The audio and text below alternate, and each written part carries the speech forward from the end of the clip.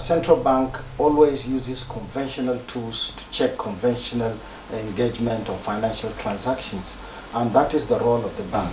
But what is left for the bank to understand again is that whatever roles they are playing is to bring prosperity.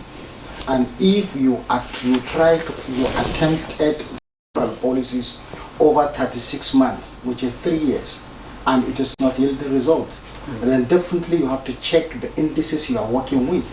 Let us be frank. Central Bank increases NPR in February by 400 basis points. It's so high. It's so high to check whatever gap that is created in financial transactions, and in attempt also to bridge the gap of making price stability in an economy. It is good to understand that there was central bank in 2009, and the central bank was also very efficient in 2009 when there was economic meltdown. The central bank was able to keep our reserve buoyant and policy trend consistent and favorable to all producers. You cannot see the economy when the biggest investor in African soil is complaining of the NPR and still go ahead and make adjustment using conventional leverages. I am so concerned that if inflation today is 34.19%, it's a figure that was released by government agency. And if you take inflation 365 days ago, meaning that in July last year, 24.44%, and you check what an individual household is losing, you cannot compare prosperity last year and prosperity this year.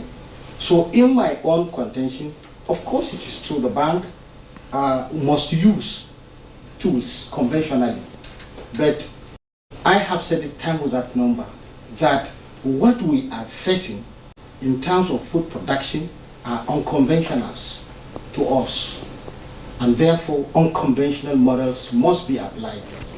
I'm happy that Madam is stressing the point that we don't produce enough, and that gave me a plus from what we discussed earlier with Professor Angu and others in this place, claiming that we are producing enough and there is enough food.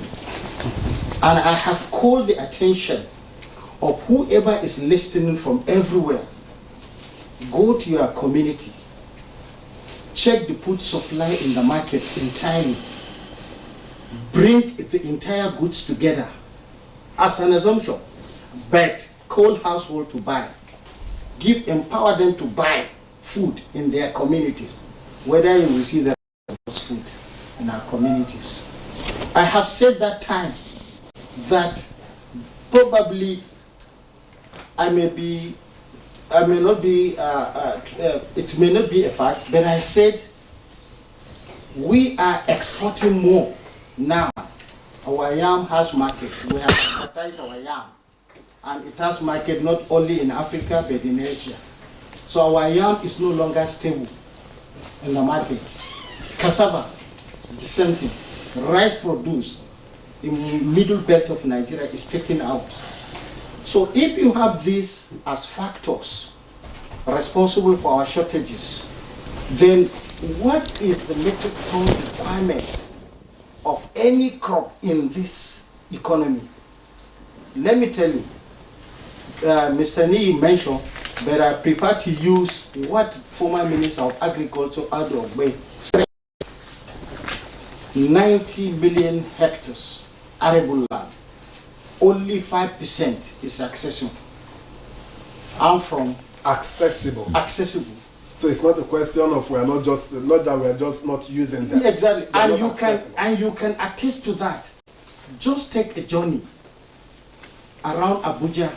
What you see is housing estates, and in each household, what they are looking for to survive is food. And we go to a limited market and with a limited income. So unconventionally, there are challenges.